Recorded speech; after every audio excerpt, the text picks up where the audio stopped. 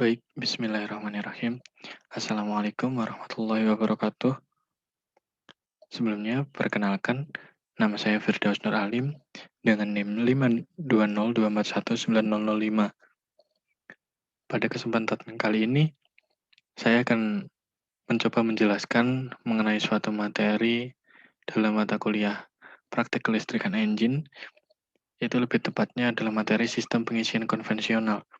Di sini nanti kita akan mempelajari mengenai apa itu sistem pengisian konvensional dari segi pengertiannya, di mana itu merupakan dasar di mana kita akan mengetahui penjelasan-penjelasan yang lebih lanjut, yaitu ada komponen sistem pengisian konvensional dan juga cara kerjanya nanti seperti apa.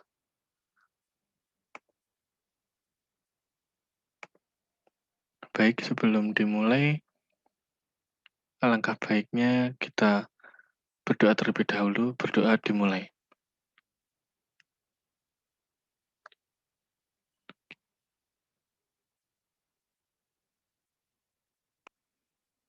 Baik, untuk mempersingkat waktu, kita lanjutkan saja pembahasannya, yaitu yang pertama kita akan membahas mengenai apa itu sistem pengisian dan apa itu sistem pengisian konvensional.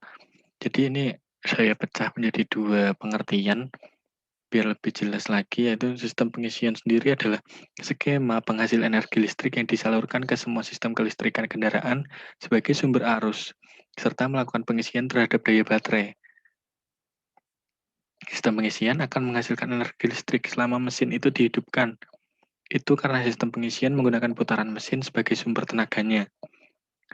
Nantinya listrik yang dihasilkan akan langsung dipakai untuk menghidupkan lampu-lampu, klakson, serta kelistrikan mesin yang lainnya.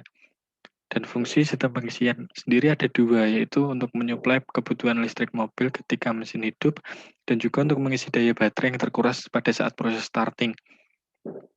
Jadi, dengan kata lain, sistem pengisian ini sendiri merupakan gabungan dari beberapa komponen yang ada pada sistem pengisian, seperti halnya generator atau alternator, regulator, dan baterai yang berfungsi untuk menghasilkan listrik untuk mengisi baterai itu sendiri. Kurang lebihnya seperti itu. Kemudian untuk pengertian daripada sistem pengisian konvensional sendiri adalah, jadi sistem pengisian tersebut ada dua macam, yaitu sistem pengisian konvensional dan sistem pengisian IC regulator. Dan pada sistem pengisian tipe konvensional sendiri, sistem ini regulatornya menggunakan regulator konvensional atau tipe kontak point, di mana regulatornya sendiri pada tipe konvensional ini bekerja berdasarkan medan magnet pada kumparan regulator untuk mengatur arus listrik yang mengalir ke rotor koil. Kurang lebihnya seperti itu. Selanjutnya, setelah kita mengetahui mengenai pengertian daripada sistem pengisian dan juga sistem pengisian konvensional, selanjutnya kita akan bahas mengenai komponen daripada sistem pengisian konvensional itu sendiri. Yang pertama yaitu ada baterai. Di sini pada sistem pengisian konvensional sendiri, baterai berfungsi untuk sebagai sumber tegangan yang mensuplai arus ke rotor koil dan menyimpan arus yang keluar atau outputnya alternator.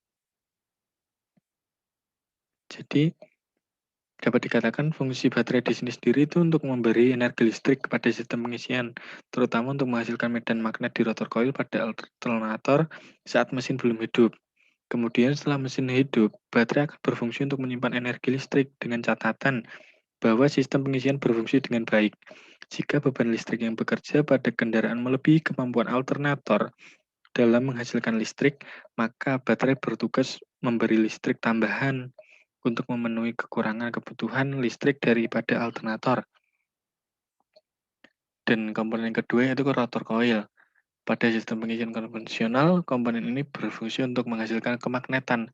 Kemagnetan yang dihasilkan oleh rotor coil bersumber dari adanya tegangan masuk daripada baterai, atau biasa disebut dengan elektromagnetik.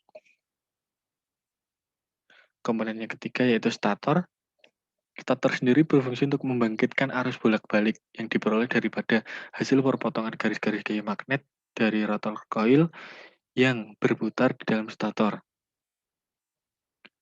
Dan komponen yang keempat yaitu ada rektifier atau dioda.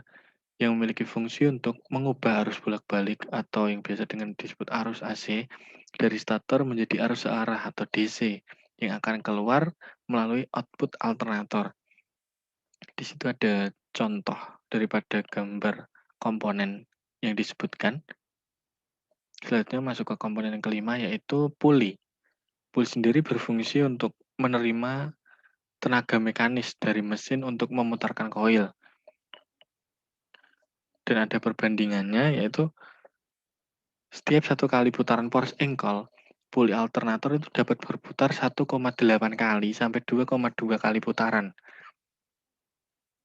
Dan selanjutnya ada komponen end frame atau housing. Di sini komponen ini berfungsi untuk pelindung, sebagai pelindung komponen-komponen alternator dan menjadi pegangan komponen-komponen yang lain. Selanjutnya komponen yang ketujuh yaitu ada regulator. Yang pada sistem pengisian konvensional ini, regulator itu berfungsi untuk mengatur besarnya tegangan yang masuk ke rotor koil. Jadi semakin besar tegangan yang masuk ke rotor, maka semakin besar pula kemagnetannya. Dan semakin besar kemagnetannya, semakin besar pula output yang dihasilkan oleh alternator. Baik, selanjutnya kita akan bahas mengenai cara kerja sistem pengisian konvensional pada saat kunci kontak on dan engine off. Sudah terdapat gambar yang memberikan sedikit penjelasan alurnya kemana. Jadi saya akan coba memberikan penjelasan sedikit lagi. Pada saat kunci kontak on dan engine masih belum hidup atau off, arus dari baterai mengalir ke fusible link, kemudian menuju ke kunci kontak, ke fuse, lalu ke charge warning lamp, kemudian ke L, ke P0, lalu ke P1, dan kemudian ke massa. Jadi akibatnya nanti lampu pengisian tersebut akan menyala. Kemudian pada saat yang sama, arus dari baterai juga mengalir ke fusible link, lalu ke kunci kontak, ke fuse, lalu ke IG, lalu ke PL1, lalu ke PL0, kemudian ke terminal F regulator, lalu ke F alternator, lalu ke rotor coil, dan ke massa. Akibatnya apa? Akibatnya arus ini pada rotor coil tersebut akan muncul medan magnet. Kemudian masuk ke cara kerja yang kedua yaitu pada saat mesinnya sudah hidup, akan tetapi putaran engine masih rendah. Jadi di sini terjadi beberapa kondisi, yaitu kondisi yang pertama stator coil menghasilkan arus listrik. Kemudian tegangan dari terminal N alternator tadi mengalir ke N regulator. Kemudian ke kumparan voltage relay, lalu ke massa. Akibatnya apa? Pada kumparan voltage relay akan muncul medan magnet dan terminal P0 akan tertarik dan menempel dengan P2. Dan akibatnya yang diperoleh yaitu lampu pengisian menjadi padam karena tidak mendapatkan massa. Lalu, output dari stator coil disalurkan ke dioda dan disearahkan menjadi arus DC atau arus yang searah. Lalu mengalir ke B alternator dan kemudian ke baterai. Dan pada saat posisi ini terjadi pengisian pada baterai. Kemudian arus dari terminal B juga akan mengalir ke terminal B regulator, kemudian ke P2, lalu ke P0. Berlanjut ke kumparan voltage regulator dan berakhir ke massa. Akibatnya, muncul kemagnetan pada voltage regulator. Dan karena putaran mesinnya masih rendah, maka tegangan output alternator pun juga cenderung rendah. Dan jika tegangan B kurang dari standarnya yaitu 13,8 volt, maka medan magnet pada kumparan voltage regulator akan lemah. Dan PL0 juga akan tetap menempel di PL1 karena adanya pegas pada PL0. Akibatnya apa? Arus yang besar juga akan mengalir dari IG ke PL1 lalu ke PL0, ke F regulator lalu ke F alternator lalu ke rotor coil dan berakhir di massa. Karena adanya arus besar ini, maka arus yang mengalir ke rotor coil pun besar. Dan medan magnet pada rotor coil pun juga menjadi kuat.